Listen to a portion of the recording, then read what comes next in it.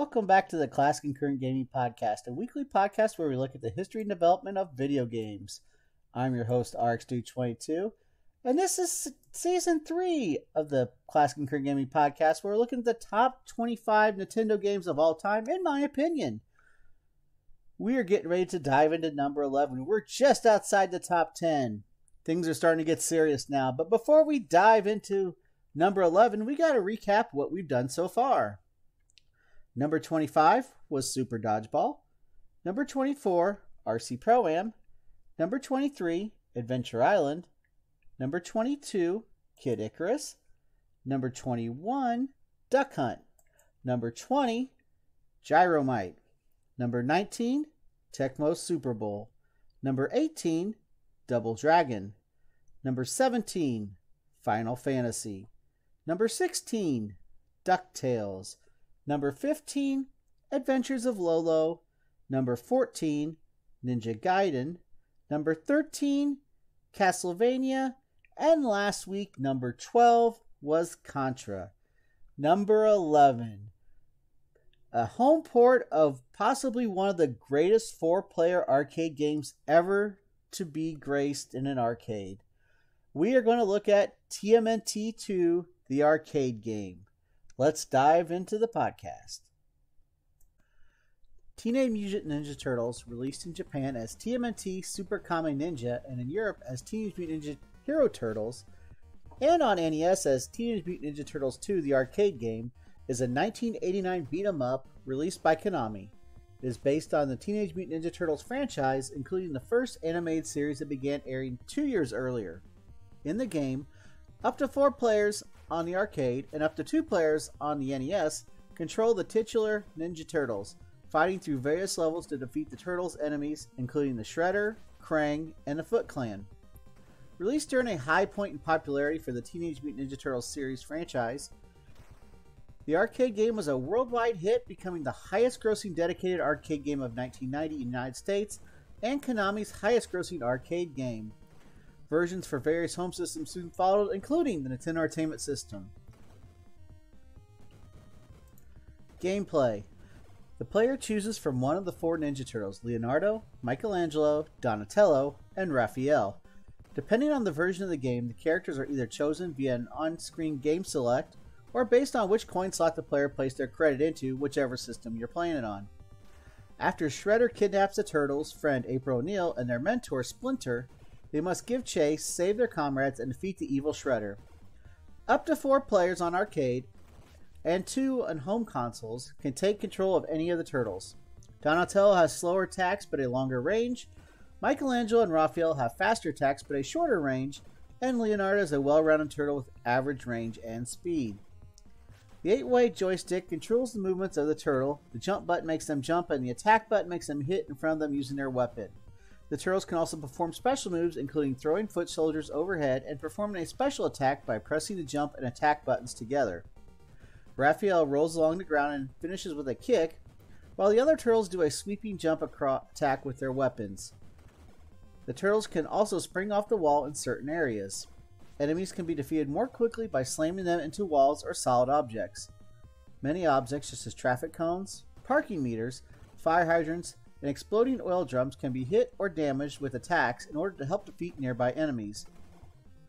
Most of the enemies the Turtles face are the foot soldiers, all color-coded to indicate their attack patterns and weapon of choice.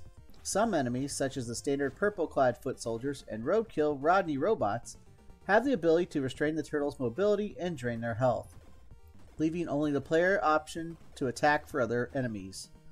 The bosses in the game include Rocksteady and Bebop, individually at first in that order, and later the 2 of them together, Baxter Stockman in his human form, Granitor, General Trag, Krang, and Shredder himself, for the arcade version. Home console. Teenage Mutant Ninja Turtles 2, the arcade game, also known as Teenage Mutant Ninja Turtles in the Arcade, is a game released for arcades and the Nintendo Entertainment System based on the popular television animated series Teenage Mutant Ninja Turtles.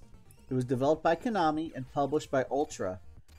It was originally released as a coin-op arcade game, but later ported to the NES with 2 extra levels. It is a sequel to Teenage Mutant Ninja Turtles, but is entirely a side-scrolling beat-em-up game, whereas the first game was an action-adventure game. The Japanese Famicom version was titled Teenage Mutant Ninja Turtles without a number nor a subtitle, due to the fact that the first NES game was localized in Japan under a different title. This version includes 2 new levels, the first part of Scene 3 and all of Scene 6, which feature new enemy characters, including 2 new bosses created specifically for the NES port: Tora, a polar bear-like blizzard beast, and Shogun, a robotic samurai. Most of the original stages from the arcade version were extended as well, and the second half of Scene 3, the parking garage stage, replaces the arcade version's end battle with both Bebop and Rocksteady, with a battle against the mutated fly form of Baxter Stockman. The NES version featured notable product placement advertising. Pizza Hut logos. The rear cover of the instruction manual provided a coupon for the restaurant with an expiration date of December 31st, 1991. Computer ports of the arcade game were released by Imageworks and ported by Probe Software in 1991 for the ZX Spectrum, Amiga, Amstrad CPC, Atari ST, DOS PC, and Commodore 64. The title was changed to Teenage Mutant Hero Turtles: The Coin-Op in the European versions, reflecting censorship of the 1987 TV series in certain regions at that time. Differences from the NES to the arcade game. The arcade version had much more dialogue with voice clips accompanying the lines. Raphael's special attack in the arcade version has him rolling on the ground and finishing with a kick. The NES version has him perform the same special attack as his other brothers. Some of the stages are longer than in the arcade version. In particular, the apartment building stage includes an extra stairway with the bowling balls rolling down, and the parking garage stage includes another car driving out. The arcade version could have more than one type of enemy on screen at once. In the arcade version, the amount of enemies in each level would increase depending on if the player cleared the previous stage without dying or using a continue. If the player did lose a life in the preceding stage, the next stage's enemies would be reset to the normal amount. The NES version removes this mechanic, instead having a set amount of enemies appear at each point, with more enemies appearing if 2 people are playing. Similarly, in the arcade version, some of the bosses would have more health if the player reached them without dying. Here, the boss's health is always the same number even if the player dies before reaching them, though some bosses have more HP when using 2-player mode. The dynamite throwing foot soldiers behave differently between versions. In the arcade version, these foot soldiers would appear from behind a wall and only throw 1 stick of dynamite before coming out to fight. In the NES version, these foot soldiers enter the screen like any other, and they seem to have an infinite supply of dynamite. The sewer stage and the cheapskate stage have different music than in the arcade version. The NES version replenishes the player's health after each boss fight. In the arcade version, the player's health was not replenished after beating Bebop, Baxter, or Trag. Perhaps, as a result, the pizza that appeared in the sewer stage in the arcade version is not present in its NES counterpart. In the arcade version, the boss fight for the parking garage stage was a rematch against Bebop and Rocksteady together. The NES version replaces it with another battle against Baxter Stockman in his mutant form. Due to this, the cutscene that appears after the sewer stage, in which Bebop, Rocksteady, and Shredder taunt the Turtles to come rescue April, was changed accordingly, and Baxter Stockman was replaced with Bebop and Rocksteady. The cutscene that plays at the end of the parking garage stage is slightly different. In the arcade version, the Turtle Van drives up from the off-screen to pick up the Turtles and April. In the NES version, the Turtles and April walk up to the stationary Turtle Van before driving off in it. The spear-wielding foot soldiers make their first appearance in the parking garage stage in the arcade version. In the NES version, they don't appear until the highway stage. Also in the arcade version, these particular foot soldiers would only throw 1 spear. In the NES version, they simply wield another spear after throwing the previous one.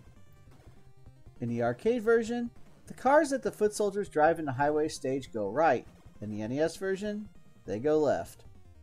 The flipper enemies that appear in the factory and Technodrome stages were not in the arcade version. At the end of the Technodrome, the portal to Dimension X closes right after Shredder emerges from it. In the arcade version, it stayed open all through the final battle. The final battle with Shredder in the arcade version would have up to 5 clones depending on how many people were playing. Since the NES version only allows up to 2 players, Shredder only has 1 clone here. The credit screen is completely different between the versions. The arcade version used the same background from the shot of the turtles jumping from a building at the beginning, with the turtles' profile pictures from the attract intro scrolled by. While the NES version instead has the turtles' pictures displayed on a jumbotron with the turtle blimp flying by in the background. Also, the arcade version did not include Shredder, providing a sequel hook at the end. Commercial reception. The arcade was a blockbuster hit, especially in North America, becoming Konami's highest-grossing arcade game.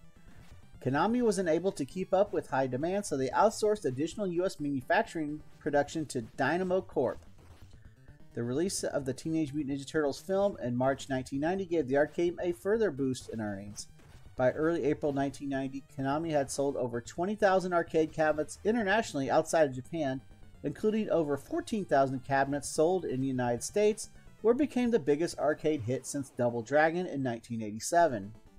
By early May 1990, the game had sold 25,000 arcade cabinets in America and Europe, with more units still in production to meet continued demand at the time. In North America, Teenage Mutant Ninja Turtles was the highest-grossing upright cabinet on the Replay arcade charts throughout 1990, from January through spring, summer, and autumn to December. During November and December, weekly coin drop earnings averaged $163 per cabinet. It ended the year as the highest-grossing dedicated arcade game of 1990 in the United States, and it won a Diamond Award from the American Amusement Machine Association for Sales Achievement in 1990. The game was also a major hit in Europe, particularly the United Kingdom, where it was one of the top 4 highest-grossing arcade games during early 1990, along with Tecmo World Cup 90, Super Masters, and Line of Fire. On Hong Kong's Bon Deal charts, Teenage Mutant Ninja Turtles was the top grossing dedicated arcade game from December 1989 to January 1990. In Australia, the game was a record-breaking arcade hit in 1990 with high earnings during its first 6 months on the market, which was unusual for licensed arcade games, which typically disappeared after several months. In Japan, Game Machine listed Teenage Mutant Ninja Turtles on their September 1st, 1990 issue as being the 4th most popular arcade game for the previous 2 weeks. The Xbox Live Arcade digital version of Teenage Mutant Ninja Turtles sold 984,271 units on the Xbox 360 console as of 2011. Critical reception. Z-Zap reported on the arcade game after it appeared at the Amusement Trades Exhibition International, calling it a great coin-op which is best in 4-player mode. Japanese gaming magazine Famitsu gave the Famicom NES version of the game a 26 out of 40 score. British gaming magazine The One reviewed the home computer versions, Amiga, Atari ST, DOS, of Teenage Mutant Ninja Turtles under the British title Teenage Mutant Hero Turtles, giving credit for the game's graphics and sound, but criticizing the enemy AI and the port's scrolling, concluding that the game lacks depth and imagination. Times Jared Newman named to his list of 14 important arcade games not available for iPhone or iPad, citing the game's pioneering 4-player simultaneous play. Games Radar ranked it the 25th best NES game made. The staff attributed the Nintendo Ninja Turtles' continued success to the game and praised its visuals, audio, and combat system. A few little fun facts about the game. The instruction manual describes the game's plot as being a sequel to the first live-action Ninja Turtles movie, mentioning that Shredder survived being crushed by the garbage compactor he fell into at the end of the movie, despite the game obviously being based on the cartoon. In the instruction manual stage gallery, the screenshot for the sidewalk and highway stages were mistakenly swapped. The game won 2 awards in the 1990 Nintendo Power Awards, Best Bad Guy Shredder, and Best Simultaneous Multiplayer Game. For some reason, Nintendo Power's coverage for this game, as well as the NES Game Atlas and Top Secret Passwords Player's Guide, mistakenly labeled Granitar and General Trag, the 2 Stone Warriors, as being one character, when they were totally different. According to the game's concept document, as seen in the Cowabunga collection, Metalhead, from the cartoon episodes The Making of Metalhead and Big Bug Blunder, was at one point planned to be added as a stage boss, but was dropped for unknown reasons. He would eventually make his video game debut in Teenage Mutant Ninja Turtles: Turtles in Time. The beat cover to IDW Publishing's Teenage Mutant Ninja Turtles Saturday Morning Adventures number 9, drawn by Dan Schoening, is an homage to this game's cover. All information in the podcast today was provided by Wikipedia and Nintendo Fandom. And that'll wrap up episode number 47 of the Classic and Current Gaming Podcast, and number 11 on our top 25 Nintendo Entertainment System countdown, TMNT II arcade game. You can catch the podcast in several different ways. You can watch a video presentation of it on YouTube. You can listen to it on Spotify or your other favorite listening platform as well. We'll be back next week as we crack the top 10. It's been RxDude22 from the Classic and Current Gaming Podcast signing out. Keep on gaming. See you on the next stream. Be good to each other. And you'll see and hear me on the podcast next week. Everybody have a great week. And we'll see you next time. Take care, everybody.